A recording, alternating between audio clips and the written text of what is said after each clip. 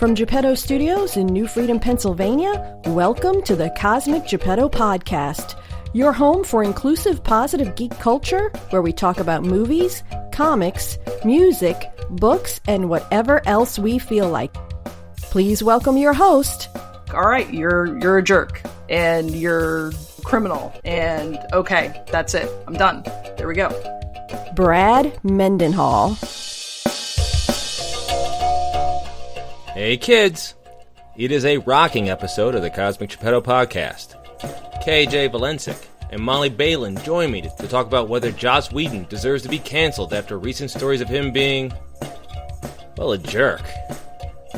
It's a tough conversation because I love so much of Whedon's stuff. Everything from his movies, to his TV work, to his lesser-known work in comics. His run on Marvel's The Runaways was brilliant. Anywho, Jason Moyle is also here to talk about breaking XFL news. Good Lord, it just won't go away.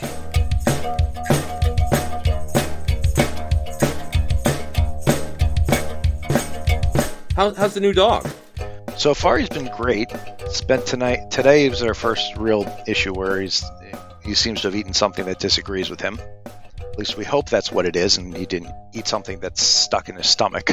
Tessa, I love Disney Plus, but with all of the access to all the different zoo shows and the veterinarian shows, now every time the dog sneezes, it's hypochondriac mode. Okay, do we have to take the dog to the vet immediately? Yeah. But yeah, Yoda's great. He sleeps through the night, which is really good. For the most part, he's in that lovely puppy teething stage where he's got to chew on everything, whether it's a toy or a person. I tend to be the person toy. My senior year of high school, I worked at Video Update. Apparently, I wasn't like blockbuster quality. And the owners, they got a little Dalmatian puppy, cutest thing in the world.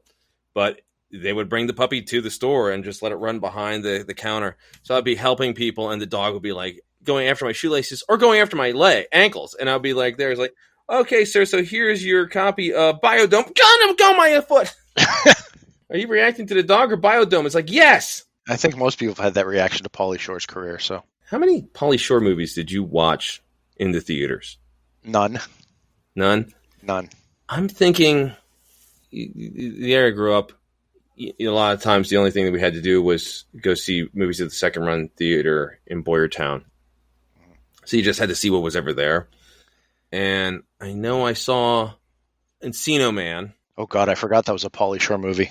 Yeah. If you're going to see a Pauly Shore movie, I guess that's one to see. Yeah, Sean Astin and Brandon Fraser. And Pauly Shore was just sort of in it.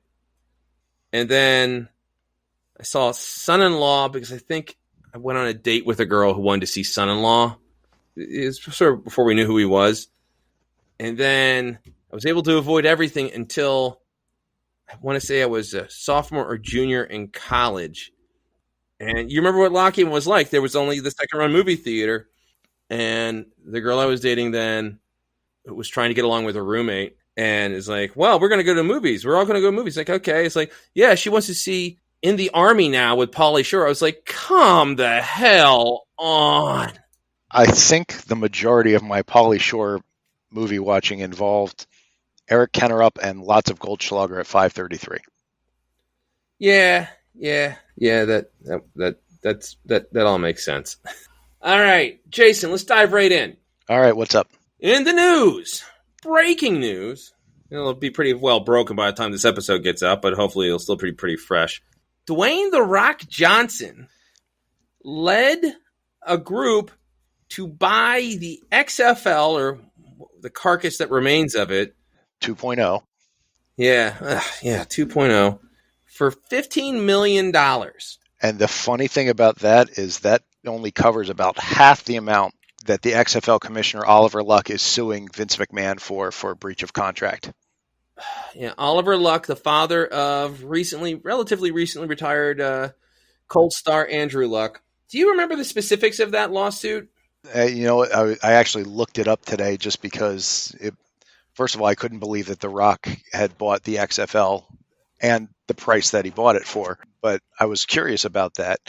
And he was released Vince McMahon fired him on, I believe, April 3rd for, I think it was for cause is what they said, because he wasn't in Connecticut doing what needed to be done for the best part of the league. And then about 2 weeks later, they shuttered the whole thing down. About maybe a month after that, Oliver Luck filed the lawsuit for the $28.3 million, I think it was, in owed salary. It was definitely a thing where, I don't know, I'm certainly no legal expert, but Luck's argument is they fired him so they wouldn't have to pay him, and it was BS because I think a lot of his money was guaranteed no matter what happened. So they had to come up with some BS reason, and, it's Vince McMahon. It's pretty easy to believe the worst of Vince McMahon. I can't imagine why. Not that long ago, when we had an episode talking about the XFL coming back, Kyle Crane, who was on, is basically just talked about all the ways that Vince McMahon is known to just be just a scummy businessman and a lousy person. Yes, I remember that episode. Often for stuff that isn't going to benefit him. I don't know, he's going to get killed in that. Again, I'm not a legal expert, but he's going to get crushed in that lawsuit. I mean, I think it really sounds like, from what I've heard, it's a pretty ironclad contract that Luck has. Mm-hmm.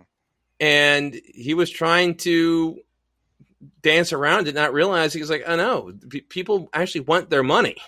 His latest tactic has been to try and have Andrew or Oliver Luck have to go back and refile instead of a lawsuit against Vince McMahon. He wants it to be against Vince McMahon and Alpha Entertainment. So I don't know if that's somehow going to spread the hit, or if he may have been in breach of the argument is that he was in breach of contract to Alpha Entertainment, not to Vince McMahon. But again, neither of us are legal experts, so it's fun to speculate. Yeah, it's real interesting. There's so many weird there's just so many weird aspects of this. First off, it was just insane that the XFL came back. Do you remember the first go around of the league? Oh yeah, I do. He Hate Me and everything, where they got to pick their own names for the back of the jerseys, and I also remember at one point that it was doing so poorly in the ratings that Vince McMahon decided to pull a little WWE shtick, and they had the whole scenario where they were going to go and film in the girls' locker, in the cheerleaders' locker room. And it was like the worst Mad TV style filmed bit. It was terrible. Yes, but it was typical WWE schlock. Well, I just watched a pretty interesting YouTube video on He Hate Me. If you aren't familiar, Rod Smart played for the Las Vegas Outlaws, and as Jason said, you could the XFL had a thing where you could create your own. Instead of putting your name on the back of your jersey, you could just create whatever funny expression, and he put He Hate Me on the back of it, and it was wildly popular as far as things could go for the XFL. A lot of credit given. Smart took that infamy. He was a very good player for the XFL and was able to sort of parlay that into a successful NFL career. He played for... Well, he had a cup of coffee with the Eagles. He had a couple of cups with the Eagles. He played for the Panthers, the Raiders, and then even played for the 2008 All-American Football League. Like, he had a really good career for someone without exceptional talent. He's the sort of guy who's a dime a dozen, a good player in high school and college, not superstar level. Those guys can sometimes hang on for a while by playing for special teams, joining practice teams, and getting promoted to when someone and subbing in for somebody when they get hurt. A lot of credit given to him. I mean, he played professional sports a lot longer than you and I have. This is true.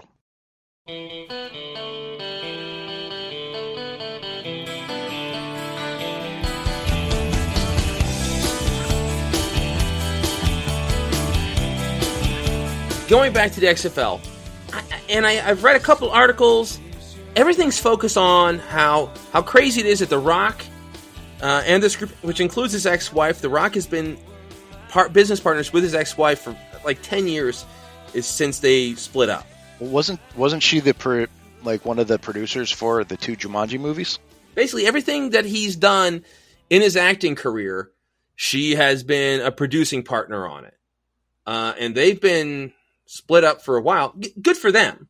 But everything they've been writing about is like The Rock and his ex-wife and $15 million. But I'm not seeing anything on what the future holds. Have you heard anything, or do you have an educated guess on what's next? A part of it's going to have to see where we end up with how the NFL deals with the whole pandemic situation right now. The one thing that The Rock has going for him is that he is a name. And when XFL 2.0 came out, the only thing they really had going for them was it was Vince McMahon, and a couple things going against it. One, I don't know if spring football really fills a niche for anybody. That's baseball season, you're coming off the tail, you're getting revved up for, you're coming off of the Super Bowl. It's going into baseball season, and the sports seasons happen. They have a rhythm that works really well. I think the USFL was the only spring football league that even lasted for a little while, and there just wasn't the interest in spring football. Now, what they have with The Rock is you've got that star power, you've got that drawing power, that until they can start bringing in some quality, like kind of like what like the independent baseball leagues do, where you get some older named players who are no longer playing in the big leagues, but they can help draw people in, or you get like the Johnny Manziels or the Colin Kaepernicks for a while. They know that they were going after to try and bring in that name recognition of a player who actually people recognize the talent and know the potential to carry a league like that. Well, yeah, and I remember that was really the problem with that second round, where they didn't have any name players. And as soon as they announced it, so many conversations were around. It's like, hey, could they get Kaepernick? Could they get Manziel? It was crazy that there was interest in Manziel. Flamed out of the NFL. He flamed out of the Canadian Football League. He went to, the AAF, and wasn't even the starter there. No, he wasn't even the starter, and I think he got either injured or took himself out after like one game. People so desperately want John Manziel.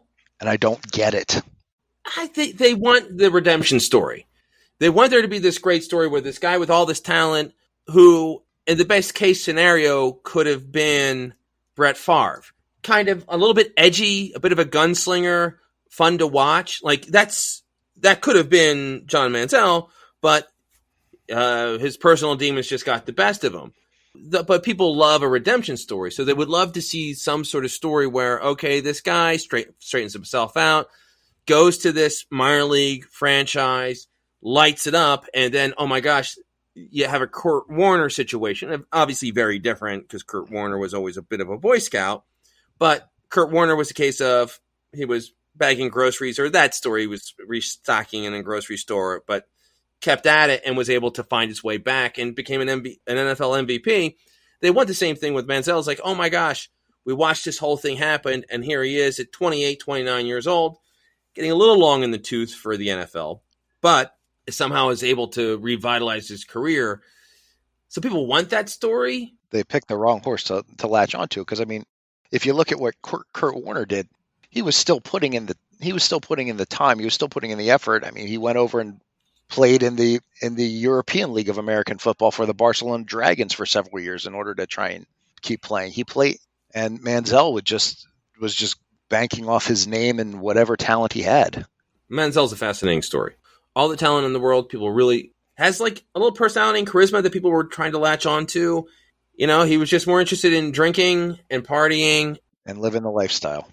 It reminds me a little bit of Ryan Leaf? Yes, that's a good comparison. Who a lot of natural ability. If people aren't familiar, Ryan Leaf was drafted number 2 after Peyton Manning. And there was an argument on whether or not he was going to be drafted before Peyton Manning. I was at a game where he played. Really? What was his team? It was the Chargers or the Rams? I always get them. Chargers. Chargers, yeah. The Chargers played the Ravens. And I went to that game, and it was the game where the Ravens locked up going to the playoffs, and that was the year they won the Super Bowl. That amazing Purple Rain record-setting defense they had. Mm-hmm. Where I'm pretty sure I could have been the quarterback for the Ravens and they still would have won. That worked for Joe Flacco. Oh, this wasn't even Joe Flacco. This was Trent Dilfer. Oh, the Dilfer years. Okay. Dilfer year. Yeah, well, yeah. I don't know if he exactly got a fair shake. His job was just to like not lose the game. But Trent Dilfer, I think it was like the third or fourth quarterback they tried that season. The Ravens were constantly winning games 3-0 or 7-0 off of defensive touchdowns because they had no offense. And they brought in Trent Dilfer, and it's just like, just don't lose the games. So, minimize turnovers. And they won the Super Bowl, and they immediately let him go after the Super Bowl winning season because they thought there was more potential in Elvis Grbac. Oh, my God. Yeah, just imagine that you don't look good when compared to Elvis Grbac in management's eyes. He somehow parlayed that into a career on ESPN, so... And he's good. He's good. I think Dilfer is fine on ESPN. But Ryan Leaf, who all the talent in the world, was a jerk, which, fine. I think Aaron Rodgers is supposed to be a jerk too. But it was a jerk that was sort of lazy, looked out of shape, and ended up being a really bad quarterback. And that's sort of the same thing with John Manziel, where just was really sloppy and didn't seem to be putting in the reps. And that's all football is, especially at that level. Because everybody's incredibly talented. But you need to put in the work. Getting back to the XFL. Oh, yes, that is what we're talking about. That is what we're talking about. Do you think there's going to be an XFL next year? Or it's hard to put together a football league? It is very hard to put together a football league. I think if there's anyone who's at least going to put in the work and have a solid plan going forward, I think Dwayne Johnson's one of the people who could pull it off. I mean, he's got the background in football from his years playing at the University of Miami and then bouncing around, getting a cup of coffee in the NFL and a cup of coffee over in the CFL. He's got a background in the sport to begin with, which is a good starting point. Is if nothing else, he's proven that he can surround himself with smart people who know what they're doing, and that's probably a bigger key than anything. Plus, you throw in his natural draw, his natural charisma, and he's got a shot to at least make it interesting. Now, whether or not it'll work, again, depends on whether he's going to try and do a spring football, which I just don't believe there's a want out there for it. If he could maybe swing it and make it a minor league for the NFL, and then maybe swing it so that they do it either in the late summer, or maybe they fill that gap between Monday Night Football and Thursday Night Football when, you got Tuesday and Wednesday with nothing going on. If nothing else, we know the NFL abhors a vacuum. Right. I know Johnson played at University of Miami. How close did he get to playing in the NFL? Did he sign with a team, or was it just a lot of tryouts? There was a lot of tryouts. I don't remember if he signed with a team. No, I know he didn't get drafted, so he would have been a walk-on kind of thing. And that's a tough position on defensive line. Oh, you're just getting beat up. Yeah, you're getting beat up all the time. It's not a money position. I know it seems crazy to say, but compared to like what's the average salary in the United States is $40,000 a year. It's definitely a lot more than that. But you're only going to play it for a couple of years. I mean, people just rotate out of lineman positions because it's all basically your job is just you're a 300-pound guy running headfirst at another 300-pound guy, and your body isn't built for that. So you do it for 2 years, and then you got to try to find other work, which Johnson has done well. Yes, he has. So something's going to happen. It's funny how cheap he got this because I think McMahon cashed out $500 million of stock in the WWE to finance the XFL. Yes, he did. And Dwayne and The Rock and his partners bought it for 15. That's less than an average starting quarterback salary in the NFL, and he owns the entire league. That was sort of one of the conceits of the XFL was there was no owners. It's not like in the NFL where you have Jones in Dallas and it was Art Modell in Baltimore, whatever, paying billions of dollars, hundreds of millions of dollars, probably now to billions of dollars to buy these franchises. No, it was just all owned by the same guy. So now Johnson owns it all. I just wonder, has there been a conversation between Johnson and Vince McMahon? I don't believe McMahon's thrilled about this. I can't imagine that he would be. I don't know enough about what their relationship is like post WWE. I know Dwayne Johnson keeps showing up from time to time, right? Once a year, once every other year, he'll pop up. He'll say all his catchphrases, probably cashes a decent check. He wrestled, I think he last wrestled 6-7 years ago, and they don't want him to wrestle anymore because the last time he wrestled, he basically took a break from filming the Hercules movie that he did. He wrestled a match, he got hurt, he had surgery, and they had to stop filming for a period of time while he recovered. And then when he's back, you're doing this action movie where your action star has to be very careful. Film studios don't want that. They're not going to spend $200 million on another Hobbs and Shaw movie and then say, oh, sure, take a weekend and do your wrestling thing and maybe get hurt real bad, and we're going to have to put everything on hold. COVID's bad enough. We can't have COVID and the Rock tearing a hamstring. Yeah, that would be really, really difficult. So, Jason, when the XFL comes back, are you going to watch it? I will be curious. I may check it out a little bit. I'm probably not going to pay more than like cursory attention to it. It might go into the realm of like minor league baseball. It'll be on in the background if I need something just to pay attention to between meetings. But it wouldn't be high on my list of things to watch on it. It wouldn't be must-see TV for me. The 2 go-arounds the XFL has had, the closest I ever came to watching anything was I was at the AT&T store replacing a phone, and they had it on in the background. The first game of this most recent season, the guy working at the store was so excited because it was the New York team was playing, and they won, and he was just happy that there was a half-decent New York football team. That's really says a lot about the state of New York football right now. Gosh, when was the last time the Giants were good? Been 4 or 5 years? Yeah, I think it was the helmet catch with David Tyree. Yeah, the Jets are just... The Jets. They're laughable. They just do everything wrong. They're really becoming like an East Coast Bengals. Except the Bengals have the excuse that they're cheap. Yeah. The Jets spend money and they're just incompetent. I like their new general manager mainly because he helped bring a Super Bowl to Philadelphia, so I'm going to give them the benefit of the doubt for a little bit, and they have some talent if they can just put it together. I remember, years ago, Rich Kotite got fired as the head coach of the Eagles because he was just a very bad head coach. Yes, he was. And he got hired by Hess, the then owner of the Jets. Leon Hess, yes. Who was, I want to say, in his 80s. And Hess said he hired Kotite because he wanted to win now. Basically saying, I'm in my 80s. I can't wait for this team to get good. I need to get a winning coach in here now. I was like, and you got Kotite? Like this last season, he lost the last 7 games that the Eagles played. Yeah, after starting like 7-0. I was like, what? All right, Jason. Well, this has been awesome, and we'll have you back soon. Absolutely.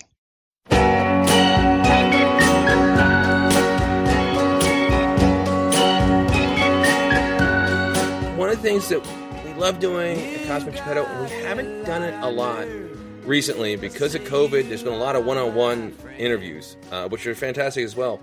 But I love sort of putting together cool people who maybe haven't been heard on Cosmic Geppetto before, and this is one of those times. So returning a dear friend from Escape from New York Minute. So glad to hear her voice again. We have Molly. Molly, how you doing? Oh, so good and so happy to be here. I'm so happy to hear your voice too. Good medicine. God, how long did we record Escape? I want to say a solid year. A solid year recording where we basically talked every week, and then it's like, I've been talking to Molly for a little bit, and it's like weird. It's also weird with Eric Deutsch. Missed the both of you very much. So glad we could do this. Putting you together with our friend. He's also very important to the world of Escape from New York Minute. KJ Valencic, musician extraordinaire. KJ, how you doing? Hi, I'm doing all right. KJ, I'm trying to remember. Did you guessed it on Escape as well? No, I did not. No, you did not. You just created the music. Okay. Oh gosh, I can't even remember now. Molly, did I? I don't think so. I think this is the first time we've actually pseudo audio met before. I listened to all the episodes, so I've heard your voice so much, I can't remember if it was hearing you in a conversation or part of the conversation. It's creepy, but that's how podcasts work. We're also always drinking a little sometimes, so this stuff gets blacked out. Right now I have a gin and tonic with Ryan Reynolds Aviation Gin. Ooh, good choice. You've tried his gin? I haven't, but I like it in spirit because I love Ryan Reynolds and I think their marketing's amazing. But yeah, I've not tried it yet. The ads are so damn good. And I sort of hated myself when I went to the local liquor store to buy aviation gin because I realized like I'm only buying this because the ads are so damn funny. That's what you're supposed to do. That's good marketing. You know, I mean, is it good though? I mean, now that you have it. I have no idea. It's not like I have some sort of advanced palate. It tastes good to me, but it's not like if you lined up 3 different gin and tonics with 3 different gins of varying degrees of quality, I don't know that I'd be able to tell the difference. What was that line on Parks and Rec one time where Leslie Knope was at a restaurant? She's like, I'm going to be honest with you. I went to your cheapest wine because I can't tell the difference. Yeah, that might be me. What about you guys? You guys have anything in your wine glasses? I'm drinking an old-fashioned here, made with Screwball whiskey, which I do not recommend buying Screwball whiskey. Okay. We are not going to get that endorsement deal. It sounded fantastic because it's peanut butter, and I love peanut butter, but it's just way too sweet. It's gross. So it may not be that it's bad, it's just not for you. No, it's objectively bad. Molly, what are you drinking? I'm boring. I have got coffee because I'm just way caffeine addicted. And so I got a cup of coffee before we got on. But I did just discover White Claw, and I'm a real fan of White Claw. I'm a little late to that party. I know the summer of 2019 was Pinnacle White Claw. And I just, I'm a late adopter, but it's quite delicious. You're right. Last year there was a lot of White Claw social media posts. Now that the world's ending and there's meth gators and murder hornets and everything, is like there's no reason to bring up White Claw. Somebody put on social media posts is like, if 2020 was a mixed drink, what would it be? I was like, gasoline and sadness. Yeah, that's really fair.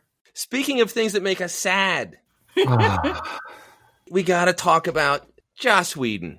What's terrible is there's like 5 different ways that this subject sucks. It was recently sort of came out. The actor who played Cyborg in Justice League went on social media and trashed the hell out of Joss Whedon, saying he was gross and unprofessional and he was enabled. Then also just the excitement that there's been over the Zack Snyder cut of Justice League.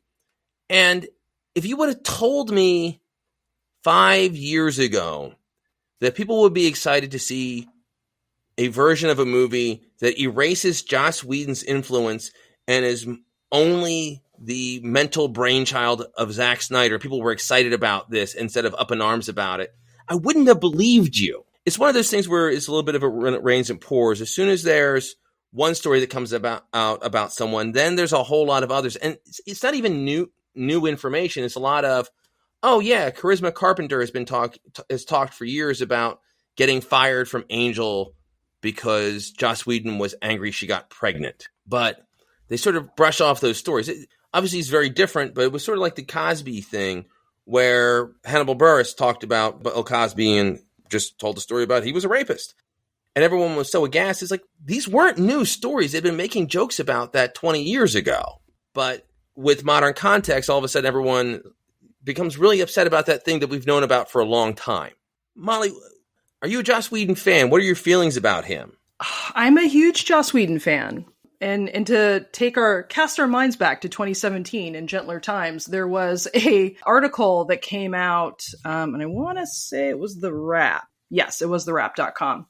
So Joss's ex-wife, Kai Cole, came out with a blog-based article right around the time of their divorce.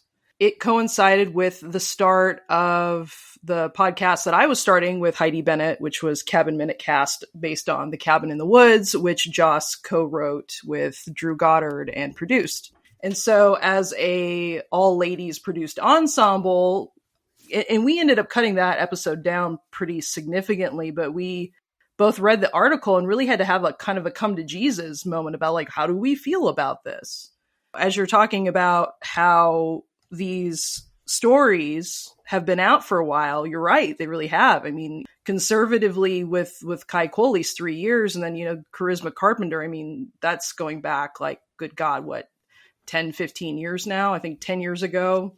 11 years ago, she did a Dragon Con panel where she was talking about, the situation where I think a lot of media repeats kind of came from that. But yeah, I got a lot of mixed feelings about it. I remember when that came out and his now ex-wife talked about how we viewed Whedon as being so woke, and he wrote female characters very well and stories with female leads. And his wife said, he wasn't very good to her and would talk about his emotional affairs. And that story in and of itself, I was able to get past by just saying, well, all right, doesn't sound like he's a very good partner and a very good husband, but that doesn't make him a bad writer. It doesn't even necessarily make him a bad guy, just not a good husband.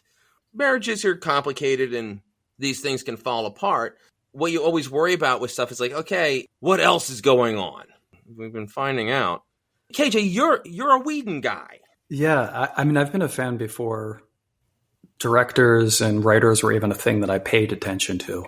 I was a Buffy fan and an Angel fan. One of my favorite shows is Dollhouse. So I even like his lesser known stuff. A lot of this had been off my radar. I hadn't seen any of these articles, not that they weren't out there to find, but I hadn't come across this. So when I first saw Ray Fisher's tweets, I think I fell into the trap that a lot of people fall in, where my love for Whedon overtook, and I immediately started saying, you know what? I didn't like Justice League. It was a bad movie. He's just making excuses for it being a bad movie and trying to put the blame on Whedon. But then it just kept coming. Yeah, the Ray Fisher stuff, you want to say, and I'm with you, because I'm a Whedon fan, my instinct was to say, well, he didn't like the movie, and Fisher's in a weird state where that must have been exciting for him to get cast as Cyborg, and there was going to be a Cyborg movie, and there was going to be 2 Justice League films, and he hasn't done a lot since Justice League. Just looking up his IMDb page, he was on the most recent season of True Detective, and that was it. It's Justice League in 2017, True Detective in 2019, and nothing else. There's a little part of you who's hey, he's just bitter. The movie didn't do well.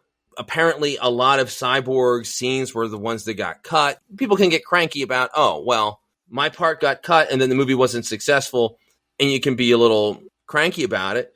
But the stories keep coming. He's avoided so far Harvey Weinstein levels of accusations. But it's getting closer because I know one of the stuntmen from Buffy also spoke out. Did you guys hear about this? No, I didn't hear about that.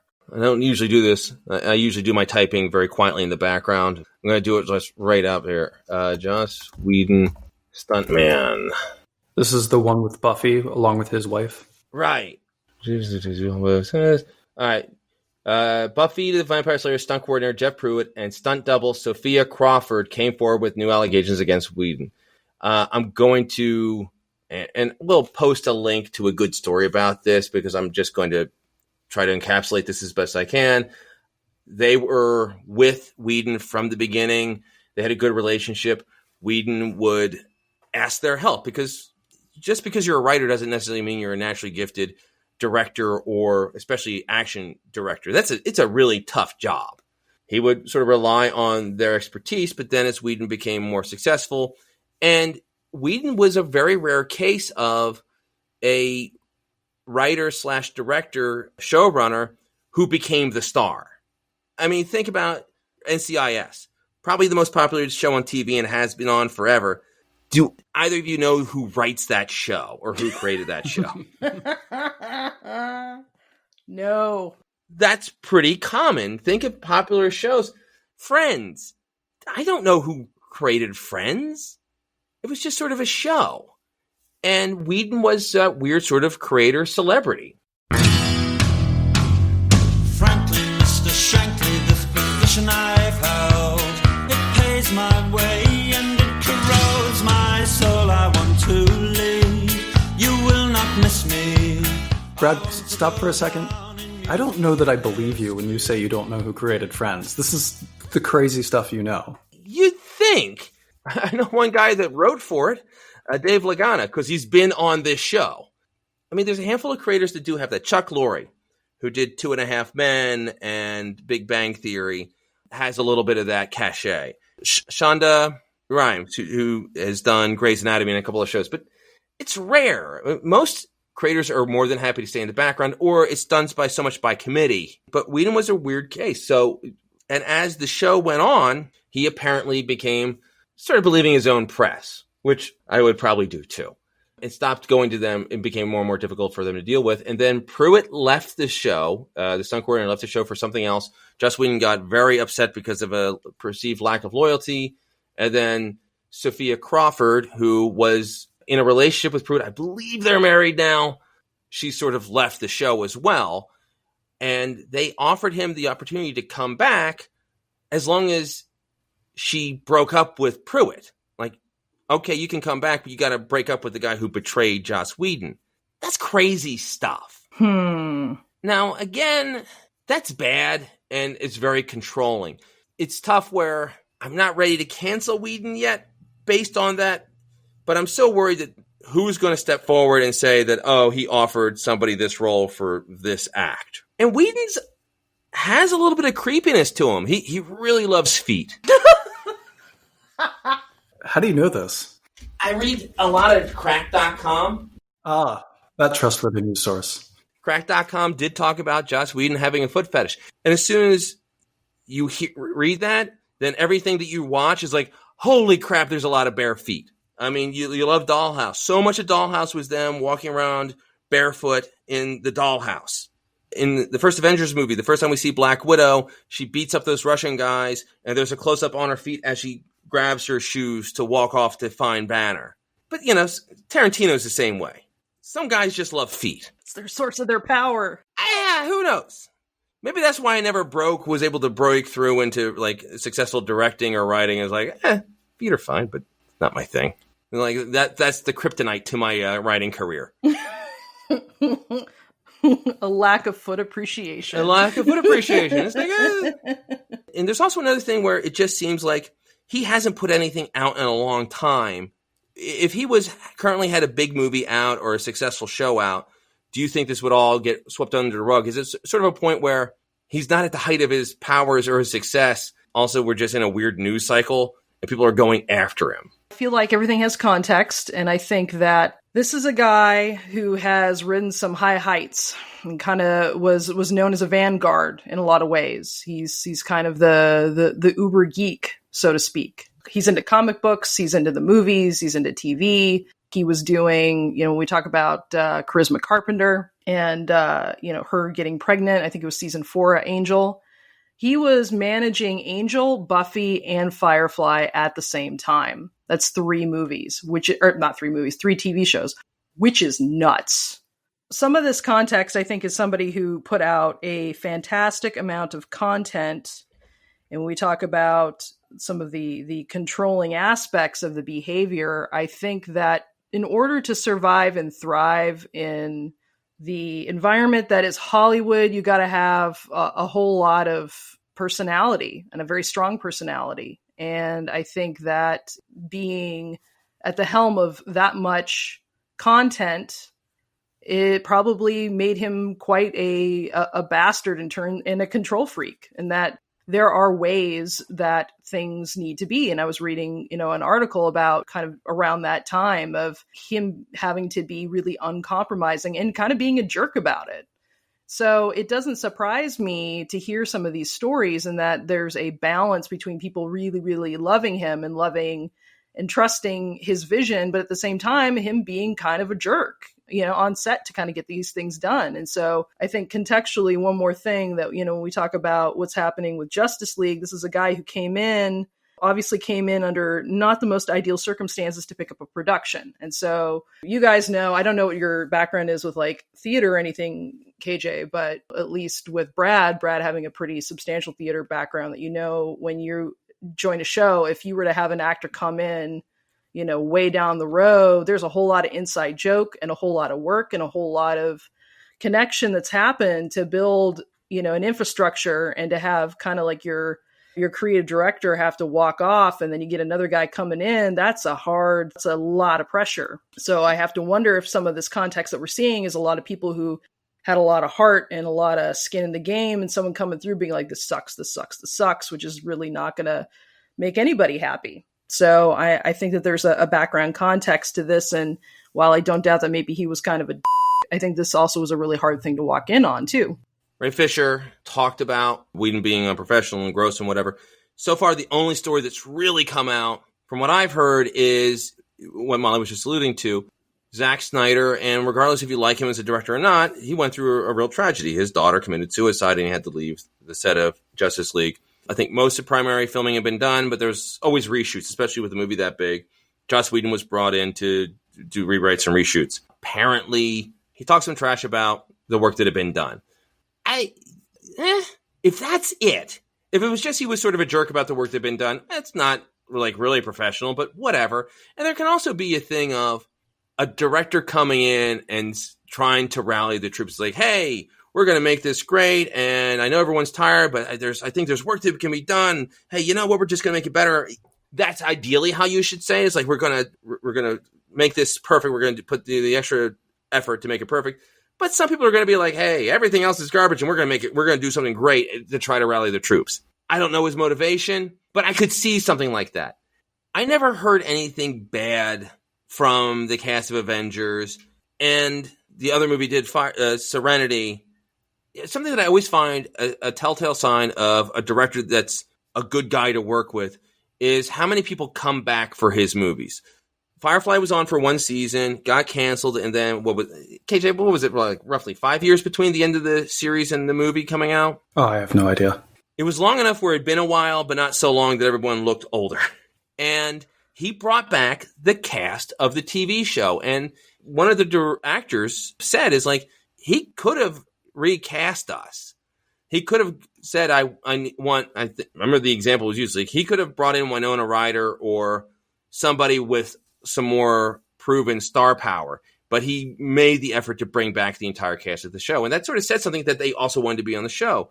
And then Mal, the actor who played Mal in Serenity, Nathan Fillion, he came back and did actually my favorite Whedon thing ever, Dr. Horrible Sing-Along Blog. He came back and he did that. And then also in that was Neil Patrick Harris, who Whedon directed in some episodes, Glee, that Whedon directed. Like, that's telling.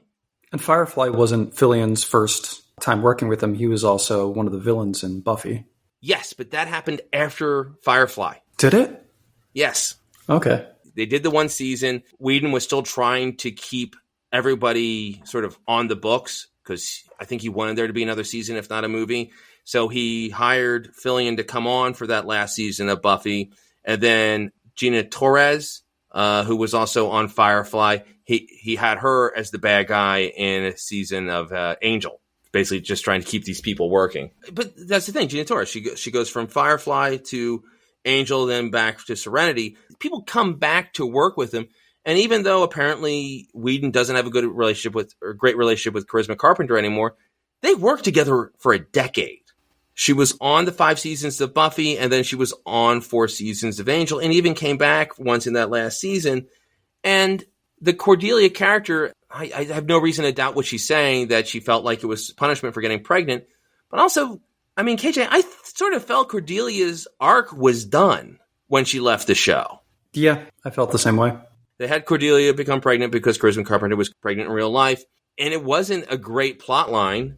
I could sort of seeing as like, hey, the character sort of had her arc. It's not like Whedon's ever been scared to kill off major characters. One of the individuals that have come forward to speak about Whedon's abusive behavior is James Marsters, who played Spike. And he said there was a point in which he felt threatened by him. Apparently, he backed him up against the wall or something like that. But what I find interesting is as recently as like 2019, he was doing interviews saying he would play Spike again, that he would work with Whedon again. He was on the actor who played Lex Luthor on Smallville, Michael Rosenbaum. Rosenbaum has a podcast, and Marsters went on the show and told the story like, basically, Joss Whedon didn't want to make vampires sexy. Now, he had Angel, who was the exception to the rule, but on the show, they had the ugly makeup face. He didn't want to have the interview with a vampire or the Twilight stuff of these really great-looking guys biting them and the very strong sexual overtones of it. So they brought Spike in. He was only supposed to be the bad guy in a couple episodes, and fans really got into him. And Whedon apparently wasn't happy about that, and he sort of like yelled at him, as like, we're not making you a star, you're not being the show, this isn't about you being the romantic interest, which, by the way, happened, and I haven't had a chance to hear the actual interview, and I don't think it's like a new interview, and this is a story he's told before. Marcius wasn't even telling the story like he was upset about it, or he felt like he couldn't work with Whedon anymore. It was more like, oh yeah, we can be kind of crazy, this is what he did, but everything worked out, and I basically became everything that he said I wasn't going to become. He became a romantic interest for Buffy. Even after Buffy ended, they liked him enough to bring him on to Angel. And he was basically almost the co-lead of that show on its last season.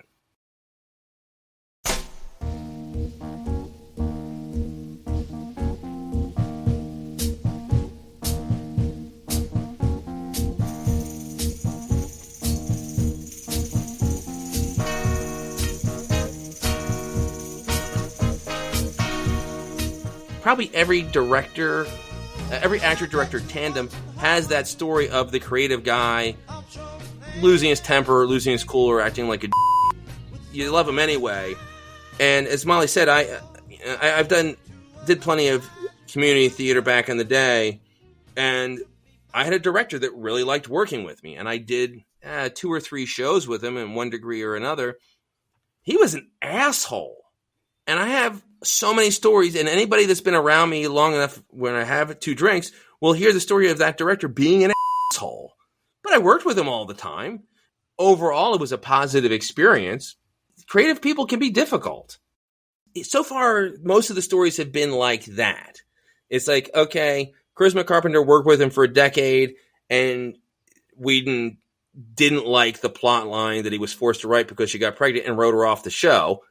Yeah, that sucks, and it's sort of unfair, but also, there's this when I watched the story, I was like, no, the story was kind of over, and it sort of made sense when they wrote her off. And not only that, but, I mean, it wasn't like the show went on 20 years after she left. The show was running out of gas anyway. Oh, I need to disagree. From a rating standpoint, the show only lasted 1 more year. I think actually when it was canceled, it was still number 1 in like the 18 to 30-year-old age group. I still stand by the point, like, okay, it's not like the show went on for years after she left. She came back during the final season, and the show ended. Yeah. There's just a bunch of crappy things that are sort of crappy, but they're not to the level of a Bill Cosby or a Harvey Weinstein or a Mel Gibson. People who are doing really, really terrible stuff. It sounds like stuff where it's like, maybe not the best guy in the world, maybe not your best friend, definitely not a good husband. And he also seems to be suffering from, he was a bit of a trailblazer in things. And now when you look back, because you're looking at his stuff from 15 years ago, his stuff doesn't look as woke now because you're comparing it to current things. Yeah, because Willow being gay and having a girlfriend was a big deal because very few shows had a gay character, especially gay character that had an active dating life. But she didn't kiss Tara until 2 years into the relationship because the censors wouldn't allow it. If it was a show that came out now, that wouldn't be a problem. So it doesn't look as groundbreaking now when you watch that. It's like, oh, well, that's something you can see on any episode of SVU, which is hardly a woke show.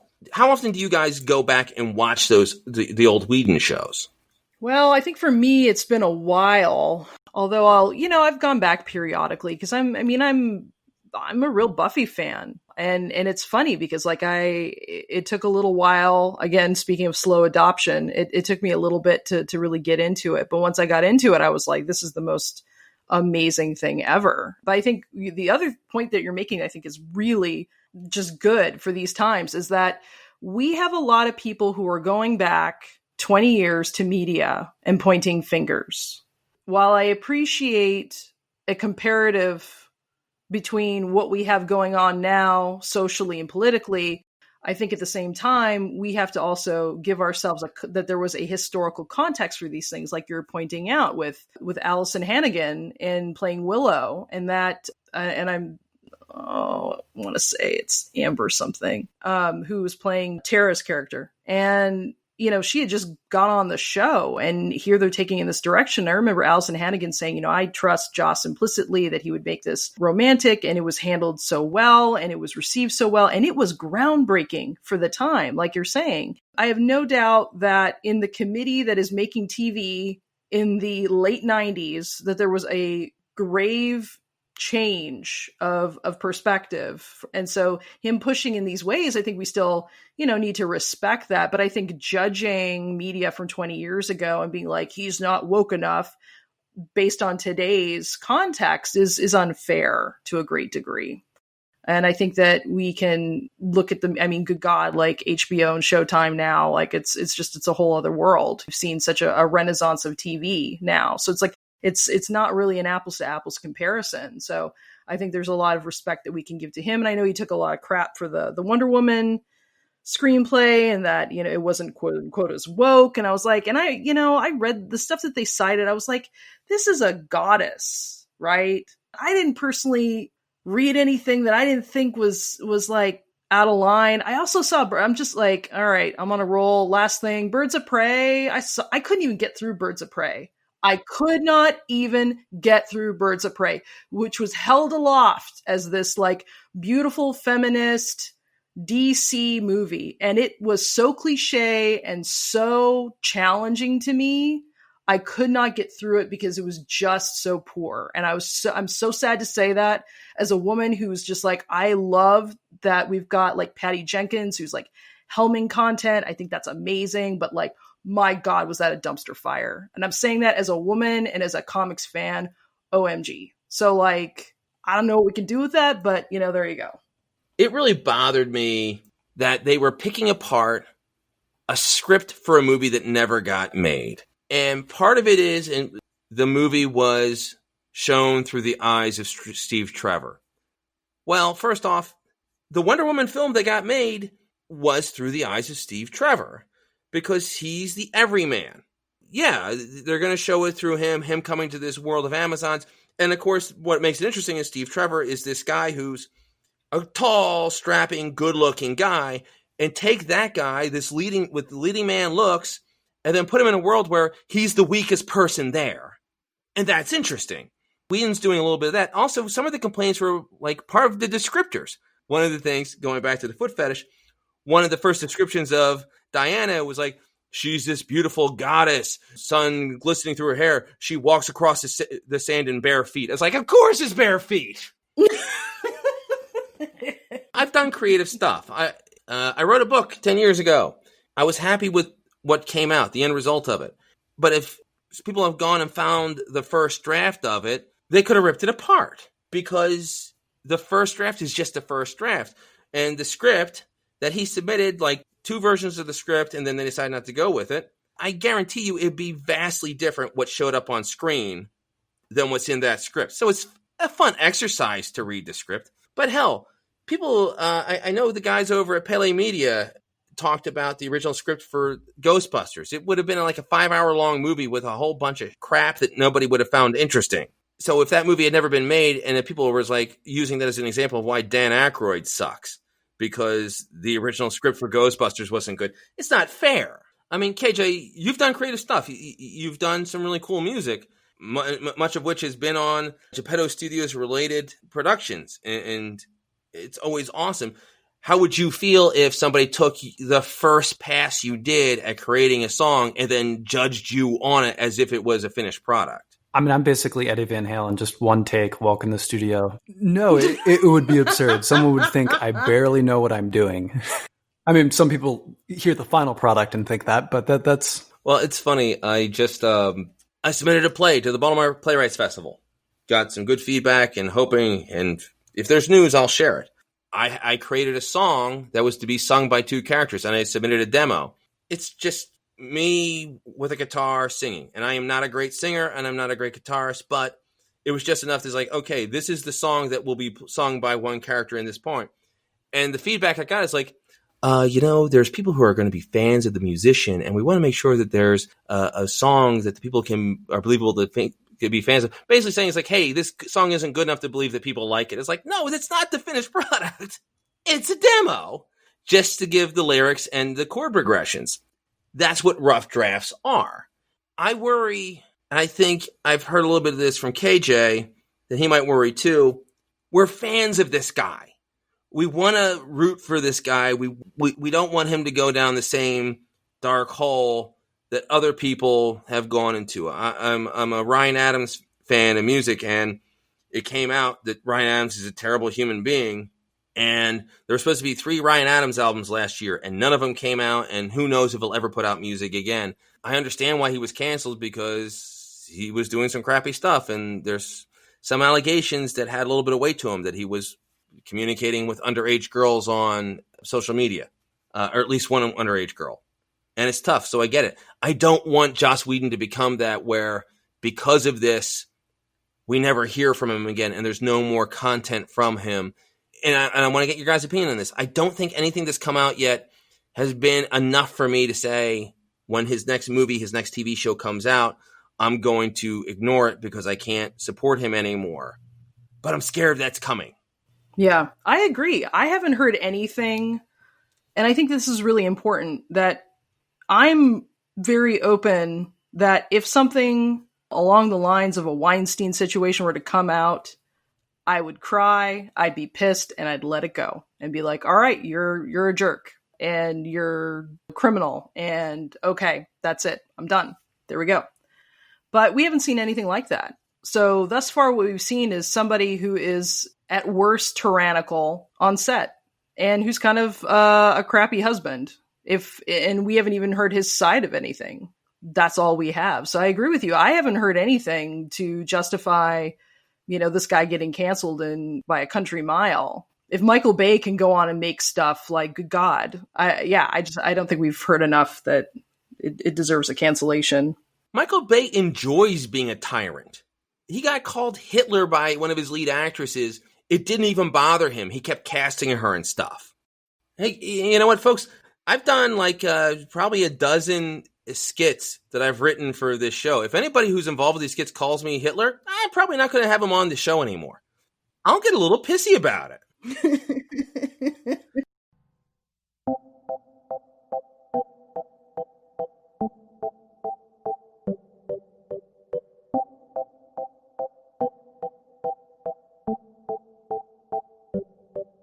KJ, what about you?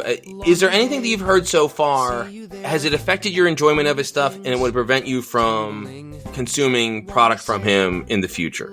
I'm trying to be cautious and self-check myself, because I've already actually lost my favorite musician this year. So to have my favorite screenwriter be dead to me, I don't know that I can handle that. So I don't think I'm being very objective, but there's been enough that I'm listening, but not enough that I can't enjoy his media anymore. Can I ask, who's the musician that you lost? Adam Schlesinger. Oh, okay. Sad, because he passed away, and by all accounts, a great guy. Yeah, him being a bad husband, I'm a Ben Folds fan. I know KJ is as well. Ben Folds is a terrible husband. He's been married 4 times. He sucks at it. He makes jokes about sucking at it. He's maybe 50, and he's like, yeah, he's been married 4 times, and the last marriage ended 5-6 years ago. So in 45 years, he's been married 4 times. He's bad at it, and it doesn't affect me enjoying his music. Now, here's another question, and it's a completely different thing. We talked about how people are excited about the Zack Snyder version of Justice League. I mean, people are thrilled about this. I don't get it. There's 2 possibilities. One, it's going to come out, this extended cut of Justice League is going to come on HBO Max, and everyone's going to be like, oh, this is what we were excited about. This is terrible. Or, and this is possible, I've heard this about several Zack Snyder movies, specifically Man of Steel and Batman v Superman. There are extended cuts of those movies that are 4 or 5 hours long that are very good. Zack Snyder might be a guy who is better suited for miniseries. He's not good at cutting stuff down to 2 hours. But it's just the idea of public view is they don't like what Joss Whedon did to Justice League. And people didn't love Age of Ultron. And I liked Age of Ultron very well when it came out. There were some weird things. The whole Natasha calling herself a monster because she wasn't able to have kids, that clanged. But Age of Ultron, I think, is one of the Marvel movies that people just don't go back to since it came out. Like, people will rewatch Endgame, the first Avengers, Guardians of the Galaxy, Winter Soldier. Those are more rewatchable than Age of Ultron. Like, it's sort of become the forgotten Marvel film. Joss Whedon is working on a show for HBO called The Nevers. And it's been in production for 2 years. There's no talk of the release date, and there's no buzz for it. Is it possible, outside of all this stuff, Joss Whedon might have lost his creative fastball? I mean, are you guys excited about The Nevers? Is it even on your radar? And what have your feelings been about his more recent stuff? I wasn't aware of The Nevers, so that makes me a little bit excited. Dollhouse was really inconsistent for me. I think Dollhouse really got going. It was a slow build-up, really tough. One could argue the first season of Buffy was similar. You know, it took a while for them to find their feet, and I know it does take time to find feet in a series, but... You know, he does love looking for those feet. Ow! Oh my gosh, I'm never going to see him the same again. Dollhouse was a little weak. I still think he's got a lot in him, and I don't know if we even talked about this, but the first Avengers I wish had more Whedon in it. The moments that are Whedon, I just wanted to take them and just be like, can we get like 12 more of this? There's that little scene where they're on the flying ship, and he's like, that man's playing Galaga right there. These are these cute little moments. They're just little humorous, cute moments. So I think he's got a lot of that in him. So I'd like to see that. I hope he doesn't go the route that he did in the first half of Dollhouse, which was just very, I don't know, very procedural for me and kind of like boring and just didn't have enough of this other, I don't know, just like the concept itself was far more fascinating once you got into the latter half, but man, you got to really wade through to get there. So I don't think he's done, but it is concerning that we just haven't seen any like real original content from him. But I know at the same time, this is a guy who really battled network, and I think to his own detriment did far too much content overlapping all at once. And I wonder how much that's really affected his ability for creative output. You know, I think it's going to be very telling to see what he does next. He's always better in his second season. It's not J. Abrams. J. Abrams starts really strong and then sometimes peters out with his TV shows. Lost had just an amazing first season and then felt like he spent the rest of the show trying to get back that magic. The first season of Buffy looked like it was filmed for about 55 cents. All this synth music, the film quality was atrocious. The action wasn't nearly as good. It still had some really great moments, but you could also tell he wasn't sure what he had with some of the characters. Like Angel was very different. From the beginning of season 1 to the end of season 1 was a very different character. Same thing with Angel. The first season of Angel, they didn't seem to, like, it took a while for them to bring Wesley onto the show. Yeah, and that was a character that I didn't even think was very good on Buffy. It took an entire second go at the character to make him interesting. He was so different by the time he got on to Angel, and then was so different by the second season, was a very different character. Like Angel really found itself in its second season.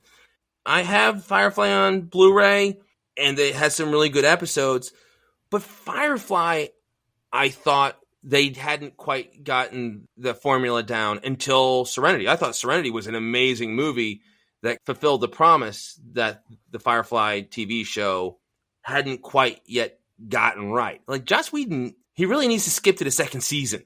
I liked Dollhouse. It had some strong performances, but where I thought it had problems because the whole thing was every episode she's programmed with a new personality. Well, it's like it took a while to have any investment in Eliza Dushku's character. You didn't know who she was. It's like, oh, she's just doing an impersonation of a different person each episode until you got 5-6 episodes in and you start seeing some of those little personality traits, like holding on to little bits of personality of the different characters. The Nevers, I just looked it up. It's on HBO. They were filming it last year. They were filming it in 2019, and they're looking to debut it in 2021. I'm sure COVID has something to do with that, but damn, they just announced there's going to be a new Law and Order show with Chris Maloney. They announced it 15 minutes ago, and I think it's going to be premiering by the end of this episode. They turned it around so fast. They announced it this year, and it's going to be out in the fall. Now, I'm sure they had stuff going on before then, and that might be a problem because everyone's excited about Joss Whedon's next thing. They were sort of covering it in the news way too soon. I think he can be a writer that can fall into his poor instincts too easy. And that's why he can be better in second seasons when there's been some time to audience test it. He can, like the story you told with Spike earlier. He was willing to go with it once he could see what he had. And I would even argue to an extent, he accidentally fell into Buffy character as well. And so that sometimes it takes some time to evolve what he has, which means I think he can often be better at punching up dialogue, punching up scripts, maybe not as like the sole writer on something. So I don't know that I'm super excited about stuff that he's directing come out, but I should probably be paying attention more to stuff he's writing.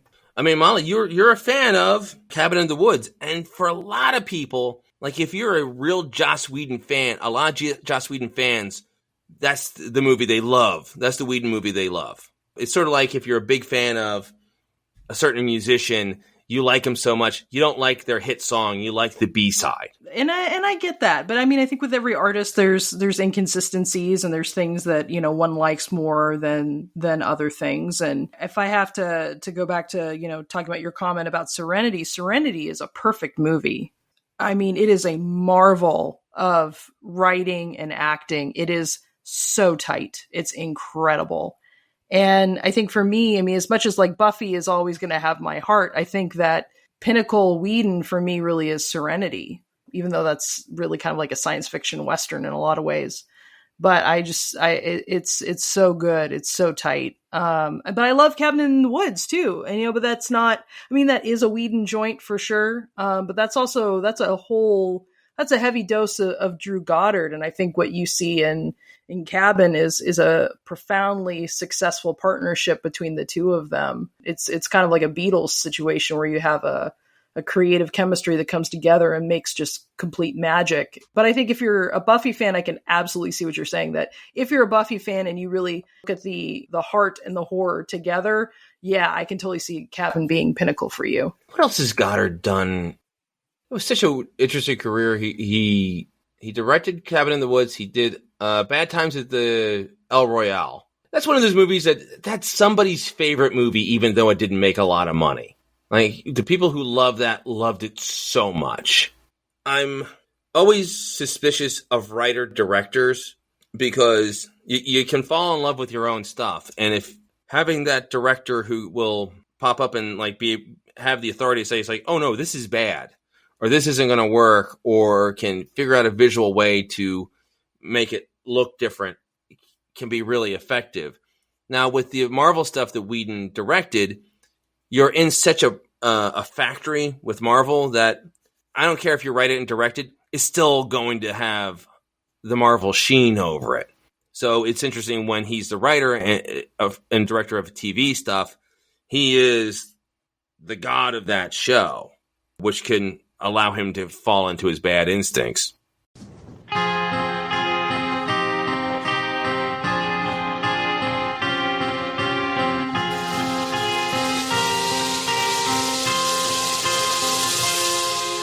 KJ, what's your favorite Whedon project?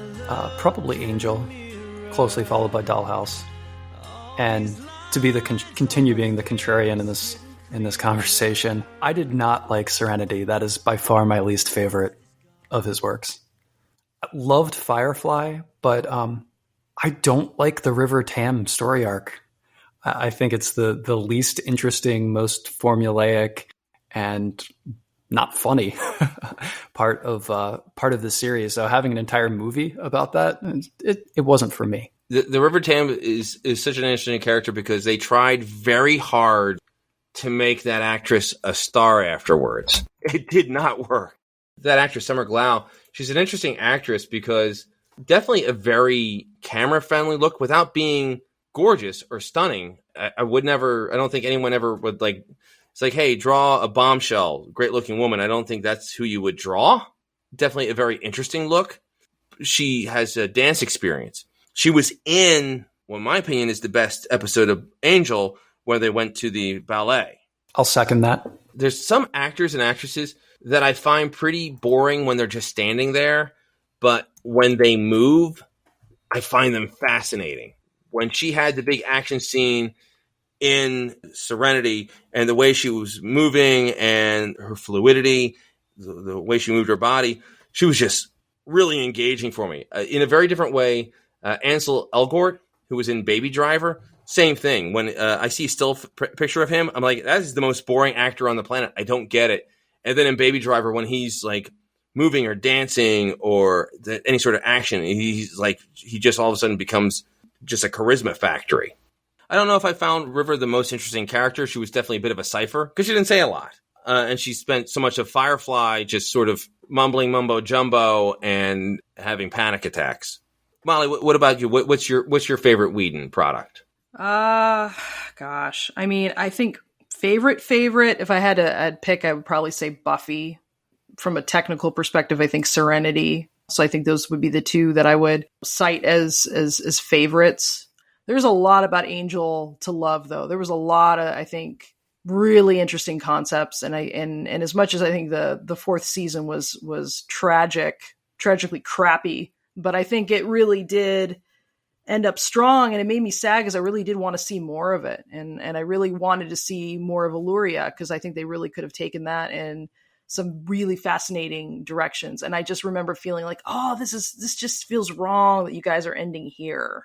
But it is what it is. But I loved Buffy. Was such just a really complex and granted, like I wasn't in high school when I was older when it came out. So I was a few years, technically speaking, older than they were, but in chronology, but close. And so I think it was kind of an interesting thing to see, those parallels and to really see them grow up in real time and, how they really just took such risks, even killing her off was such a huge risk, and coming back and having it be really, there was so much like tragedy and sadness that they put into it, which I thought was so daring from a writing perspective. But yeah, I just think it's a real masterpiece in so many ways. And yes, I'm sure, we could look back and, you can find faults and things, but I think that's still really the jewel in his crown in a lot of ways. That fourth season of Angel was so frustrating. Connor wasn't a great character. Also, they had a problem where Whedon shows, for me, do their best. When you have the ensemble, you need to have them working together. And it took forever for them to sort of get everyone on the same page. And I don't know if they ever really did. Like, Cordelia didn't show up for half the season. And then when she did show up, she sort of ran off with Connor.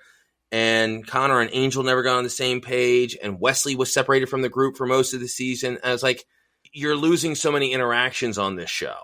I think it was very telling that at the end of that fourth season, they got everyone sort of on the same page. Cordelia was pretty much written out of the show. They were all working together at Wolfram and Hart. And the next season hit that ground running. And I was like, oh, okay. You spent way too long getting the band back together. And some shows have connections that you can't screw with that much. Talk about a very different show that I also have a lot of affection for, Gilmore Girls. In the second to last season, the main characters, Rory and Lorelai, the mother and daughter team, the Gilmore Girls, they basically had a falling out and didn't speak for half the season. And the show lost so much energy not having those interactions. And I get the desire to shake up the formula, but sometimes it does not work. And you need to change midstream. And Buffy and Angel didn't do it that season, and it really hurt the show. For me, I already said, huge fan of Dr. Horrible sing-along blog. That is, for me, it was pitch perfect. It had a real gut punch of an ending. The songs were really fun and catchy. It was very, very low budget, and I love to see what a talented director with talented friends can do with a little money. And it was so fun and so cool. I have the soundtrack. I listen to it often. Gosh, every time I see a horse, I do call it Bad Horse or The Thoroughbred of Sin, because I really love that.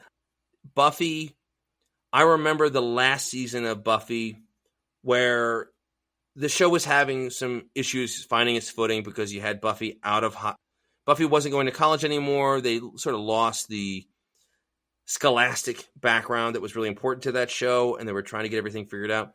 But I remember, even though I wasn't loving the season up to that point, when she had a big fight with the Uber vampire, she was able to show that she could beat the super vampire that showed up. And I remember jumping out of my seat and cheering. I was so happy that she beat that demon. And there aren't a lot of shows that can get that sort of reaction from me. It's like Buffy, Angel, 24, and I don't know, I think that's about it. Those are the handful of shows that make me sort of forget that I'm watching a TV show enough where I'm actually going to cheer for him. Whedon's able to do that. And there was moments of that in the Avengers films. And it's a very iconic shot of they're in New York and the camera pans around the Avengers as they're all getting ready to throw down again. That was a great scene. And Whedon was able to pull those together, and he does that very well. All right, guys. I think we're all on the same page. Don't like everything that we're hearing, but we're not ready to give up on Whedon just yet. And I don't want to give up on you guys. This is a terrible transition. Molly, plug your pluggables. Okay. So podcast-wise, I was on New York Escape from New York Minute, thingy NY Minute Pod for short. And Cabin Minute Cast, and that's on cabinminutecast.com, and that was on Cabin in the Woods. And then I have like a crafty design fun shop called Snicker and Sass, and that's snicker-n-sass.com for fun mugs and cute little things for the social outlaw. So that's me. Say that again. Snicker? Snicker and Sass. Yeah. It's like bugs and stickers and shirts and Did such. you start with Holy Crap, You Found Us? And a guy with his head in the sand? Okay. Yes. Yes, that's him. Be kind. That's great.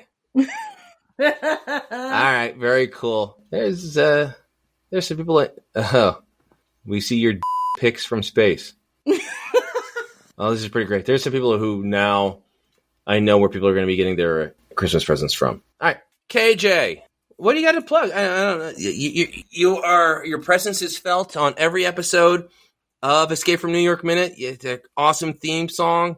What else you have pluggables to plug or stuff that you just want people to know about? I'm not working on anything at the moment, but I did guest on Joe vs. the Volcano Minute. As you said, music for Minute of Darkness. Music for Escape from New York. I also did an alternative theme song for Minute of Darkness and a couple songs for Cosmic Geppetto. But I'm kind of looking for the next project, but nothing right now. Award-winning alternate take on the Minute of Darkness theme song. We didn't give you anything, but a judge said you were the best. You're going to put that on your LinkedIn page. Thanks to Escape from New York, now IMDb credited musician.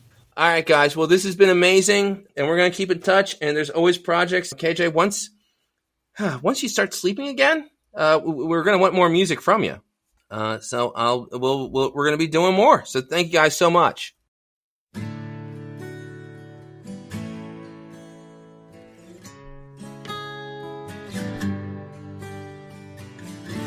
live my life in shadow, never the sun on my face.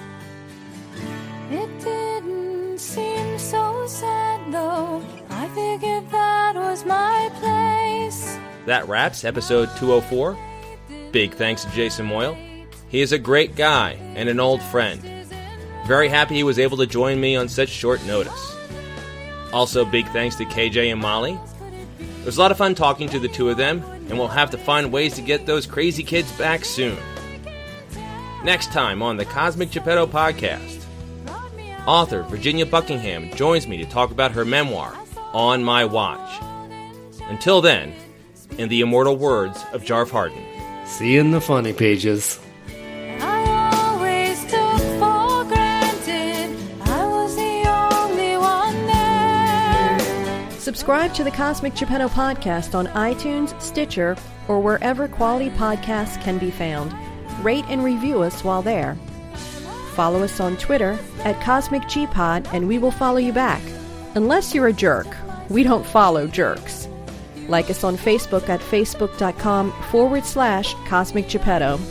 We love hearing your ideas for upcoming episodes. Email us at cosmicgeppetto@comcast.net. We see your pics from space.